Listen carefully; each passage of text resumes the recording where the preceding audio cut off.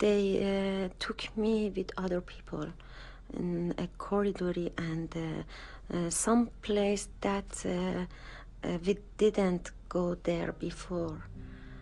And the space was very, very scary. Everything was quiet, and when I opened my eyes, I saw that I'm sitting in a yard, very simple yard. And they said, Said, come. He was very strong and very lovely. And then they put him on the wall and easy. He was my husband's friend. He wear a blue shirt, very nice color. And then, just one moment, his shirt was blue and red, and I saw him. And he fell on the floor.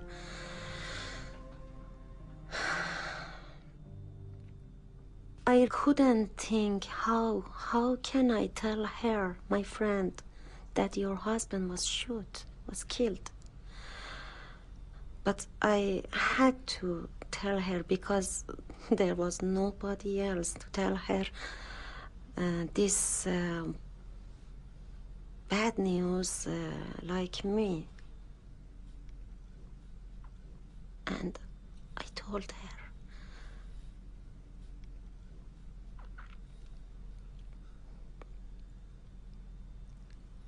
We hugged together, we cried together,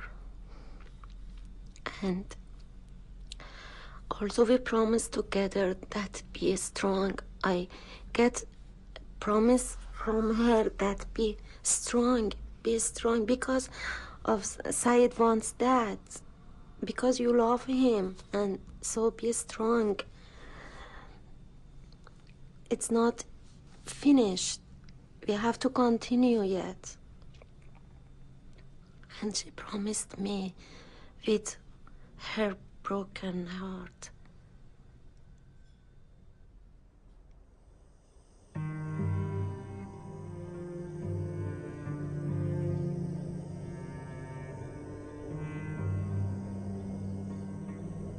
That night, 6 young, intelligent, specialists and high education people was killed in front of me, and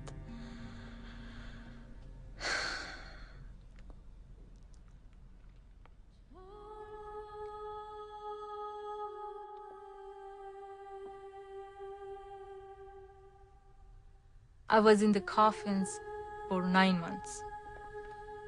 From the beginning they started it till they closed it down.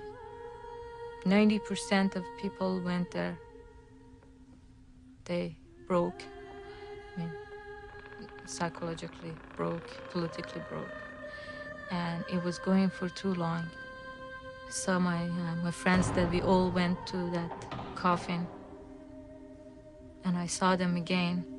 We were all different, very different, broken. What was happening to us was that a source of power was trying to destroy a group of people, to destroy them by taking their identity away, by taking their sense of autonomy and fill it with something else. Put them in the position of absolute powerlessness and absolute helplessness.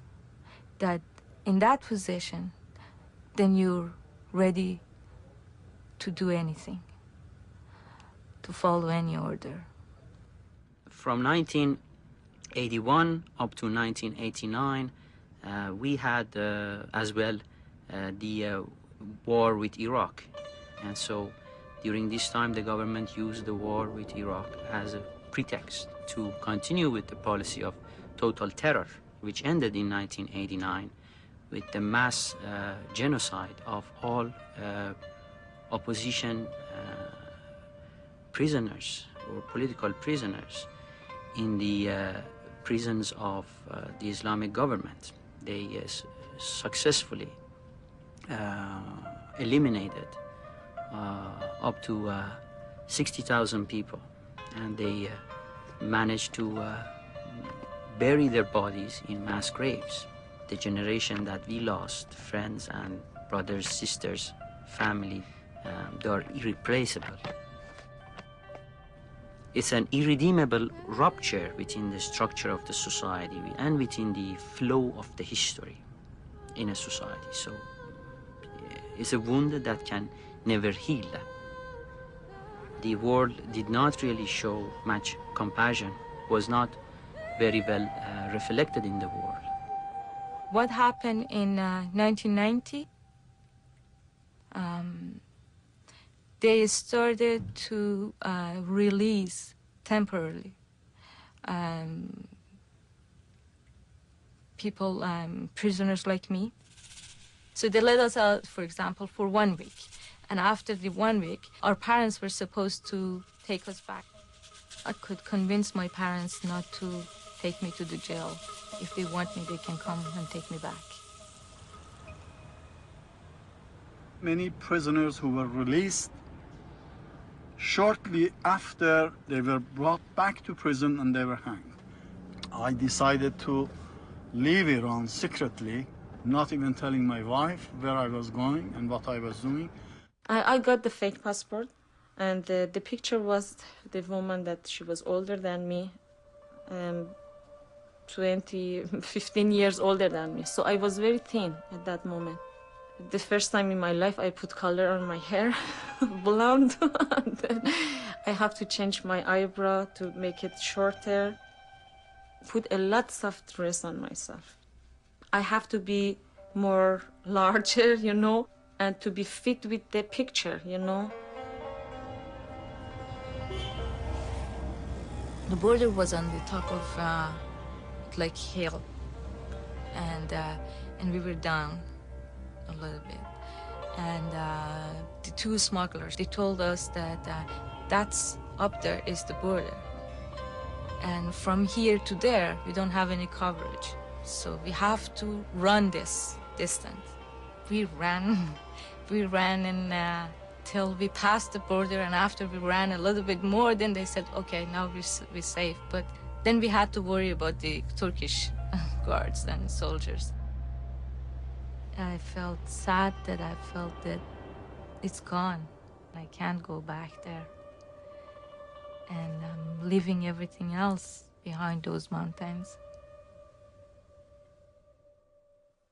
The airplane started to move. I couldn't stop myself. I was crying hardly. It flew and I was looking at my city, the place I was born, the place that I was in the jail for 5 years. It was my place. I have to leave, and I told myself how long I have to be apart from here. And for 1 hour and a half, I couldn't stop myself. I was shaking and crying.